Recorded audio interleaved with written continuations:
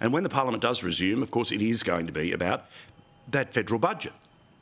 Now, my bet is they're going to find some way to get to a surplus because they can say, look at how many surpluses we have. Yet the reality is that the country has been in a household level in a recession for 2 years. Most of the jobs are paid for by government. This is the Labor Party trick to create that triangle where you're either dependent on welfare, you're dependent because you work for them, or your business is dependent on government because they are the biggest buyer. They will not hold back because it's an election budget and expect another version of $25 a month, which sounds like a very big number when you add every house together, but in reality, $25 a month being paid to power companies to deliver the Prime Minister's lie from the last election about a reduction in power prices when the reality of his time in office has been an increase in power prices.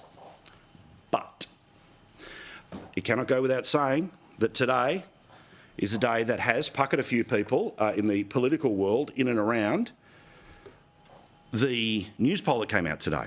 Now, it looks like we are headed for a minority government. That becomes now clearer. Which minority government? Well, we can get into that in a second.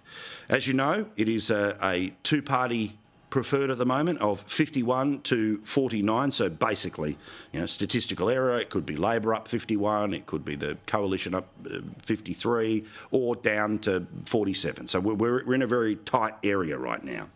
But if that news poll was the election, Labor loses 7 seats. They're currently on 78 seats, so that would take them to 71 seats. The Liberal Party, 65. It'd be the Labor Party, even though the coalition leads on two-party preferred, who would end up forming a minority government.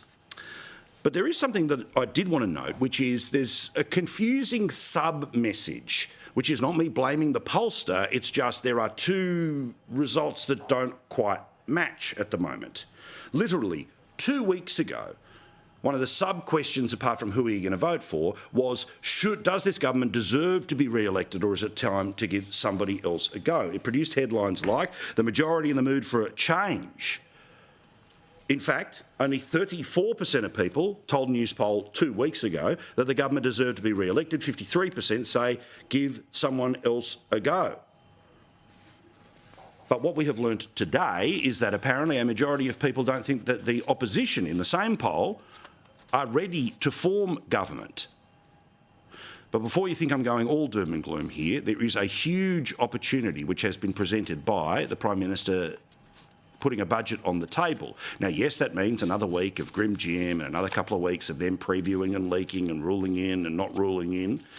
But then after the Tuesday night when the budget is delivered, there is an opportunity for a nationally telecast 30 minutes uninterrupted speech to be given by Peter Dutton. It will be the most significant speech of his time as opposition leader because he's able to make the case uninterrupted, both here and on taxpayer TV, about his vision for the country. Now, when he gave this speech last year, he dropped this idea in the middle of the speech. Most of the media ignored it. We did not, because we knew this would be a winner.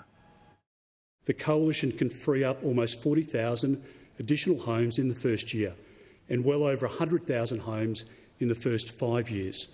First, we will implement a 2-year ban on foreign investors and temporary residents purchasing existing homes in Australia. That was in that speech from last year.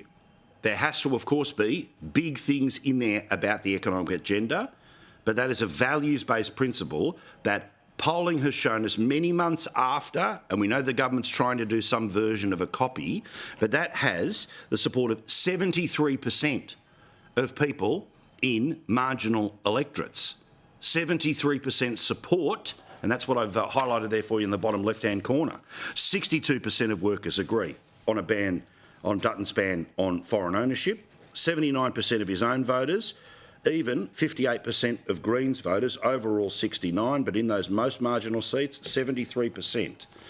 So yes, you're going to think it's all about the government saving its backside. Well, as Peter Dutton showed in a speech, the same speech last year, you can come up with an idea that almost 3/4 of people agree with and can become a major stepping stone. Remember where the polls have gone in the past 12 months. We will all watch it very closely together.